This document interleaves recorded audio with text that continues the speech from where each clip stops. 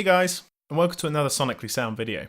Today, we're looking at how to mix drums, specifically rack tom. This is my simple way of mixing drums, my go-to mix if you will. I'm not saying this is the only way to mix drums, I'm just saying this is how I would mix drums, and hopefully this will help you with your drum mixing. In this video, I'll be using Logic Pro 10 version 10.4.4. So if something doesn't look right to you at your setup at home, you might need to update. Now the rack tom, or also called the high tom, is the tom that sits high up on the drum set, which is why it's called rack, because it's resting on the rack, and high tom because it's the higher tom. So as you know, if you've seen my other videos on mixing, I like to solo the track and find a loop where it's playing the most. Now for toms, they're typically not played all the time. It's usually kick, snare, hat that's played all the time. And then in a large bit, there will be a drum roll or something like that that has floor toms and high toms being hit. So there won't be a large chunk. So I need to find a really small section where the tom is being played and solo that. So that bit right there sounds pretty good. So as you might know, the first thing I'll do is compression, which you can get up by clicking this little bar here. If you haven't watched my video on compression, I recommend you do that now so you understand what's going on here. If you have seen it, you'll know that I like to use Studio FET and select graph. This is my taste though, so be sure to look at the others yourself and figure out which one your favorite is. So first I'll just hit play and see what the standard settings are doing.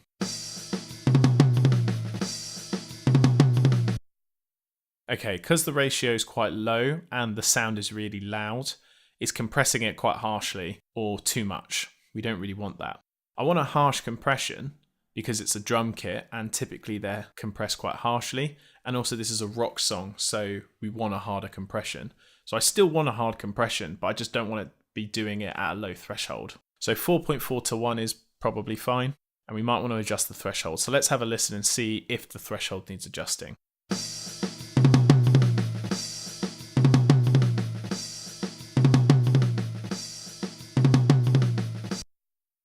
Okay, so that's quite good at minus 16.5. We're compressing the hits, we're not doing it too hard, but it's just coming through a lot clearer. So the next thing I want to do is EQ, which just opens up when I click this EQ box. Again, if you haven't watched my EQ video, please watch that first before watching this. So with a rack tom, it tends to be, it's still low, but it's mid-low. So it's not as low as a floor tom, and it's a bit higher than that. So we want to get some of the boom from it, which will be higher frequency than usual.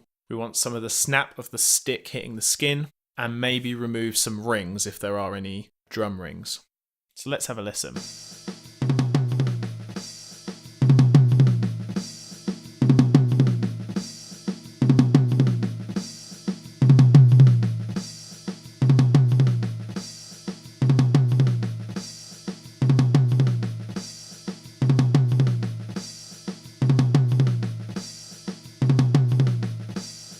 So I've got that low drone in there, which is what we want from the high tom. And then the next thing is just to find the snap of the stick hitting the skin.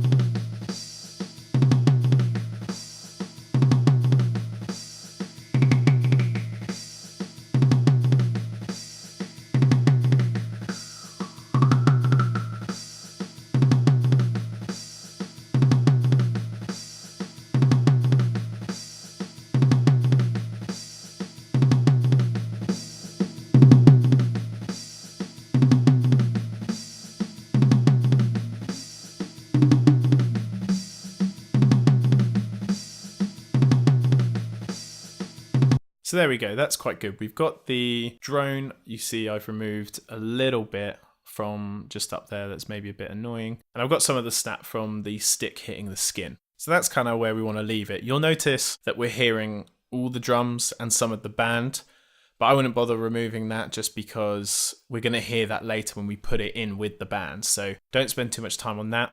There also wasn't that many rings, so I'm not going to bother removing those either. Now the next thing I want to do, which is actually a bit different from how I've mixed my other drums, is noise gating. So you'll notice when the tom drum's being hit, it's kind of droning and tailing off. It's not tailing off that much, but you might be in a scenario where it's tailing off for a really long time and you don't like it. And noise gating helps that. If you haven't watched my video on noise gating, please watch that. So noise gates can be found, you see it's in my recents, but it's found in dynamics and noise gate. Basically what we want to do is we want the gate to open when the toms are playing, but quickly after they play, as it's tailing off, we want it to cut off so it sounds a bit smoother. You can do this manually by cutting each waveform, but this will save you a lot of time. So let's have a listen and see what we want to do.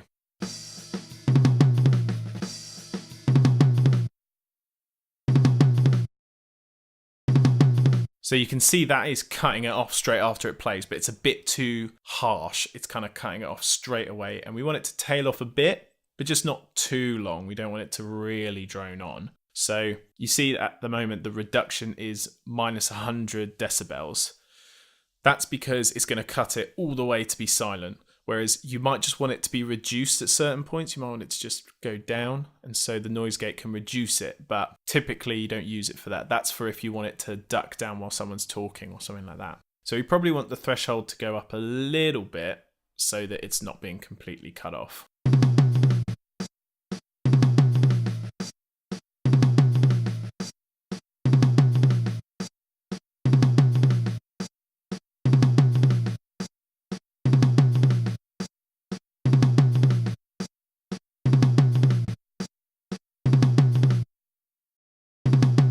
So as you noticed there, I was trying to bring the threshold to be lower, but actually because we're still getting a lot of the cymbals and snare hits, that's cutting through and it's making it sound weird and open very suddenly and close very quickly. So in that instance, I'll keep it at 10 as that was working, but in order to stop it from cutting off for so long, you can adjust these over here.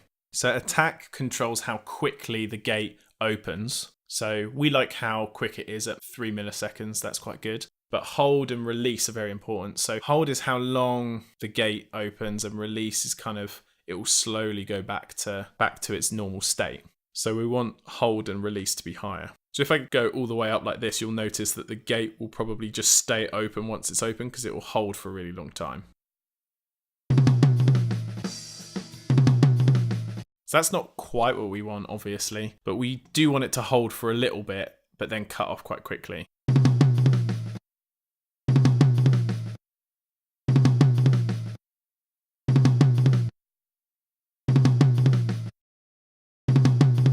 So that sounds kind of better. It does sound like it's cutting off very suddenly at the end, but remember this is going to be blended into the rest of the instruments, so that will probably disappear. So hold is how long the gate holds open, and release is how long until it decides to close the gate. So once it goes below the threshold, 10 seconds and it will then close the gate, but hold will keep it open. So either of those being elongated will help. So that sounds quite good to me. So now that we've done that, the next thing to move on to is panning. Now if you've watched my other videos on panning drums, you'll know that there are two popular ways of panning drums, and that is audience perspective or drummer perspective. Basically, if you're doing audience perspective, you want to figure out where the rack tom will be, where are we looking exactly. Sometimes it's in the middle, but it will probably kind of veer off to the right if it's audience perspective. So what you do there is you grab your panning pot and you veer it off to the right slightly. So minus 15 or minus 20, kind of similar to the snare, but reversed. If you're doing drummer perspective, then this is obviously the other way around. It's plus 15 or plus 20. But that should sound pretty good. And then the final step for a tom is reverb. So we do want a bit of reverb on the toms. And so if you've watched my video on reverb, then you'll know that I'll use a send and send it to an auxiliary which has reverb on it. If you haven't watched my video on reverb and don't understand this, then please watch that video and then come back to this. So I've already set up a Space Designer sound and EQ'd it when I did the snare and the hats. So now what we want to do is we want to play this tom track and we want to slowly bring in the reverb and figure out where we want it to sit. Remember that we're going to have to change this once we mix the entire track together, as the reverb might sound a bit quieter, so it might need to go up or down.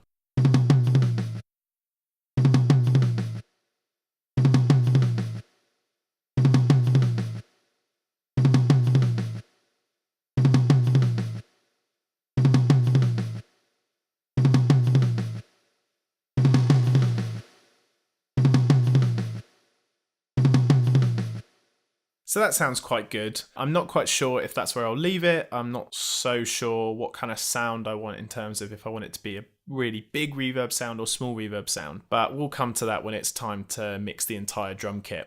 So that's all you really need to do. You just need to compress, EQ the rack tom, put a noise gate on it if you feel like you need it. You don't have to. Pan it and figure out what orientation you want it in, and then put some reverb on it. You also might have a second high tom or rack tom, and I'd recommend you mix it in basically the same way. If it's a lower sound, then maybe look to boost that low end a bit more. If it's a high sound, I'd recommend to boost that high end a bit more. Really, you probably only have one high tom and maybe 2 floor toms, which we'll cover in another video. So there you go, that's how you mix a rack tom. I hope you liked this video. If you did, be sure to give it a thumbs up. Subscribe to the channel if you want to see more videos like this, and if there's a video I haven't covered or you'd like me to, put it in the comments below and I'll see if I get to it. I'm Sonically Sound, and until next time, have fun mixing.